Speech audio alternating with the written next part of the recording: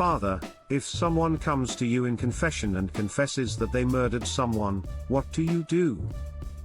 What's up, everyone? I'm Catholic priest Kevin, and I'm a Catholic priest.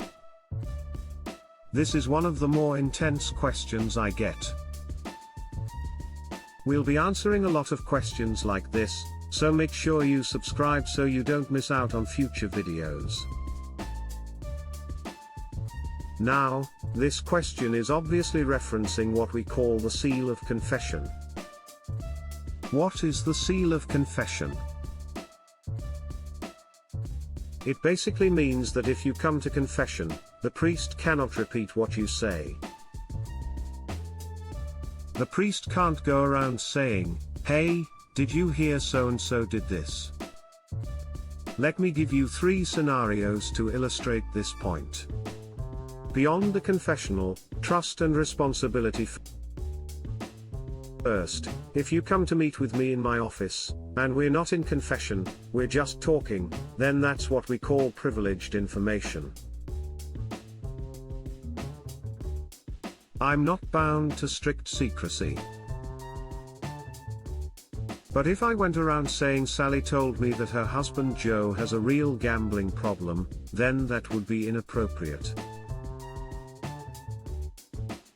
It would just be uncharitable.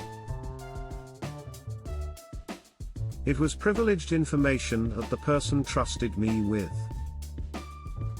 As a spiritual father, I want to respect the personal business of my parishioners. But here's another scenario. If someone in my office, again, not confession, tells me that they've poisoned all the water in the city, then I'm obviously going to do something about it.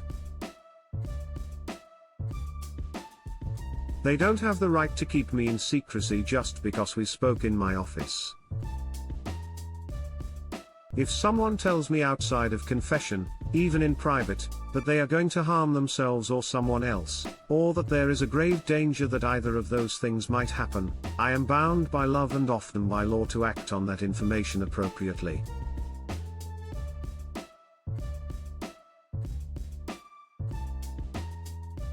The sacred seal, absolute secrecy.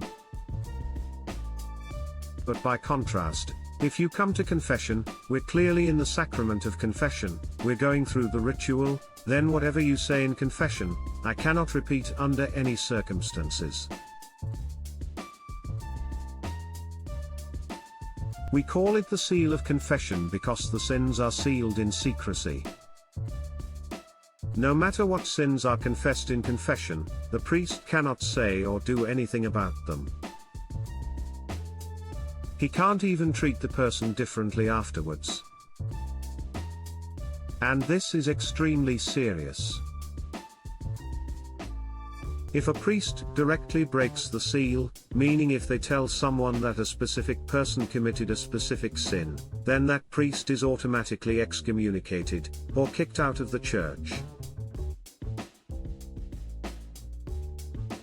It's an extremely grave offense.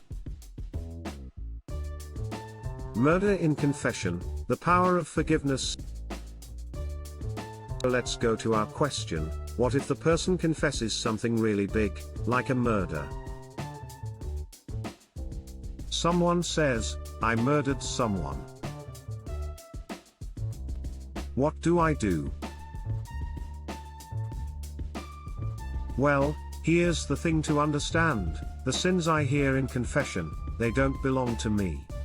I'm acting in persona Christi, or in the person of Christ. The sins belong to God. I do have a chance as a spiritual father to offer some advice. Really, the confessional is the only place where you can bring your deepest, darkest things and know that it's going to stay there. But that freedom gives me the chance to help you see how important it is to be sorry for the sins and to try to repair any damage caused by them.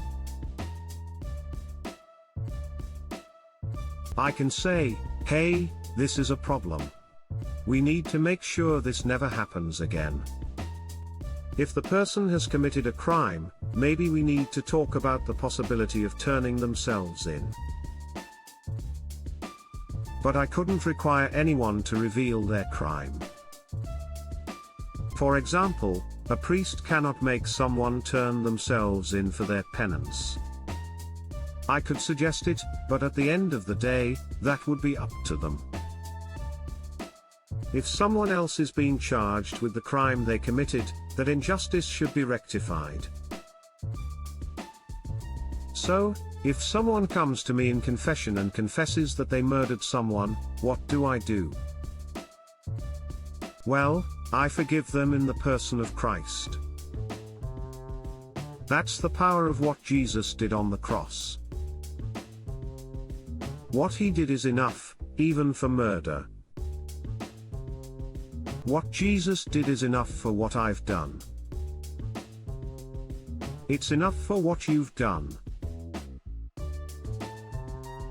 So if you've been away from confession for a while, today might be a really good day to start again. I hope you found that helpful. Actually, I did forget one thing. The only sin we can't forgive is if someone watches one of my videos but doesn't subscribe. Just kidding.